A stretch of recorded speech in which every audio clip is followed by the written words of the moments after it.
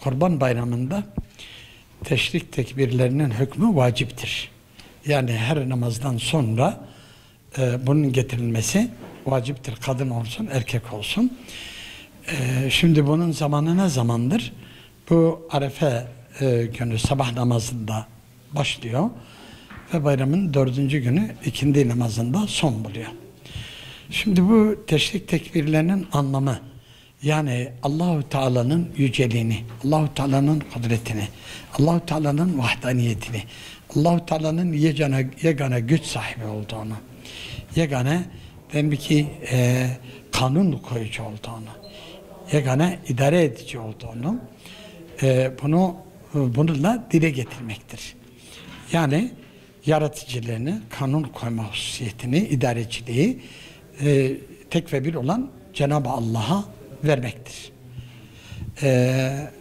Ve bu bayramın diyelim ki 4. gününe kadar müminler arasında ittihadın, birliğin, beraberliğin, dayanışmanın, yardımlaşmanın, paylaşmanın zirveye çıkması için bu beraber paylaşmış oldukları bu ilahi kelimetullahı sürekli olarak eğer kendi hayatlarına tatbik edebilseler, o zaman Müslümanlar Allah'ın dışında hiçbir gücün karşısında boyun eğmez. Sadece ona dayanır ve sadece ondan yardım bekler. Hatta mesela her namazda biz İyyâke na'budu ve İyyâke nestaîn diyoruz, değil mi? Allah'ım ancak sana ibadet ederim, ancak senden yardım dilerim. Şimdi 1.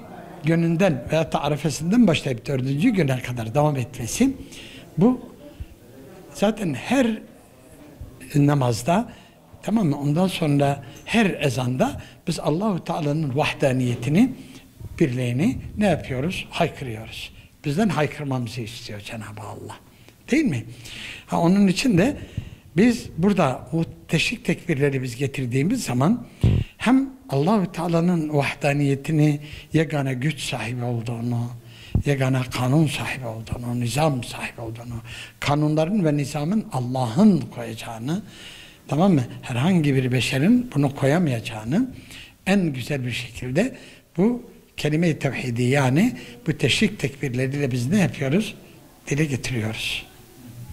Allahu Teala müminler arasındaki olan o ittihadı, o vahdeti bu Kurban Bayramı nedeniyle vesile kılsın ve bizi bu kelime üzerinde, nasıl biz dünyaya gelirken bu kelimeyle dünyaya geliyoruz ve çeneyi kaparken bu şekilde kapıyoruz veyahut da bir ölü düşende olduğu zaman bunu terkin ediyoruz. Bu hayatımızın birer parçası haline gelmesi lazım.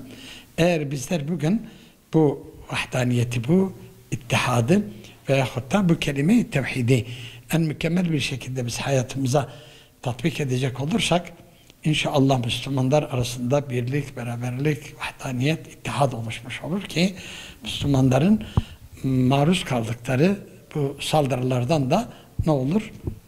İnşallah kurtulmuş olur.